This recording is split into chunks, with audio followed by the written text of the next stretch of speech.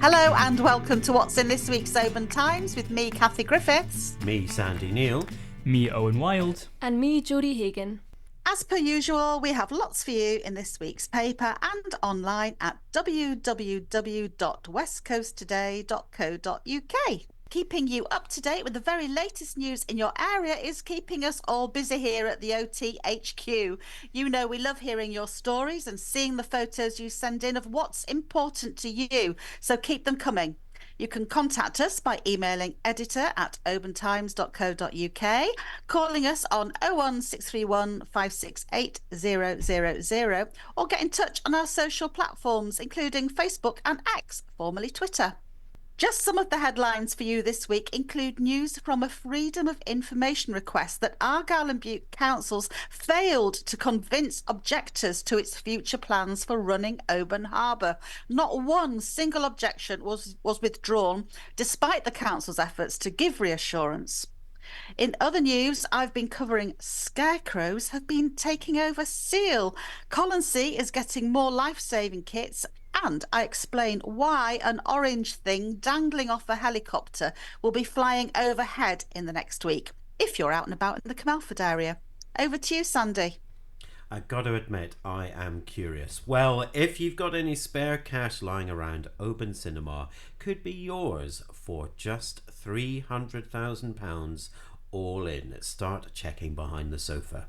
The new Labour UK government is being urged to headquarter its renewable energy giant, GB Energy, in the Highlands and Islands, bringing a huge number of jobs. But the area is facing stiff competition across Scotland. Loganair has refused to publicly apologise to airport staff in Stornoway for its online attack about a cancelled flight, despite a backlash from passengers and a plea from a transport chief. SAMS scientists have discovered dark oxygen on the ocean floor. A discovery in the dark depths of the Pacific Ocean is challenging the scientific consensus of how oxygen is produced, and has even called into question how life on Earth began. You can read about that in this week's Oban Times. And in this week's Loch Awe Times, plans for a new Belford hospital in Fort William have been delayed again. But campaigners vow to keep up the pressure to get the new facility finally built. Kathy, over to you. Thanks, Sandy. What have you got for us this week, Owen? Well, thank you very much, Kathy. The Fishner's Food Bar is back open after a long period of struggling business due to the issues with the Corran ferry. I paid a visit to the new owners to see how things are going for them so far, and to ask them about the fragility of businesses thanks to ferries. Rural churches are working at a major disadvantage due to a lack of internet connectivity. That's according to research into the funding of churches, but the Church of Scotland has another opinion on the matter. Mull has held its annual 10k and half marathon. We have the reaction from Loch Awe as its national park bid fails, and for your viewing pleasure, video of an interesting interview with two hikers walking the length of the UK and the Hebrides, just to make it that little bit more difficult for themselves. It's available on West Coast Today, as well as a write-up in this week's paper. Thanks, Owen. And Jodie, you've been to the hairdressers. Yes, I have. This morning I was at Spruce Oban.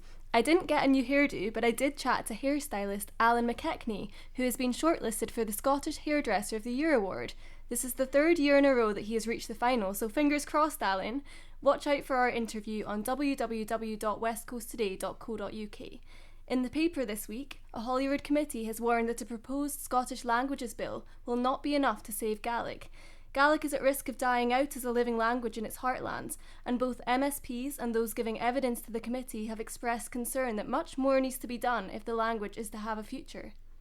Thanks, Jodie. So pick up a copy of this week's OT from all the usual shops and retail spots, or subscribe online at www.westcoasttoday.co.uk. That's it from us this week. Have a good week ahead. And goodbye from me, Kathy Griffiths.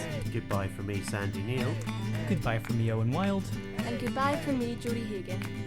Bye.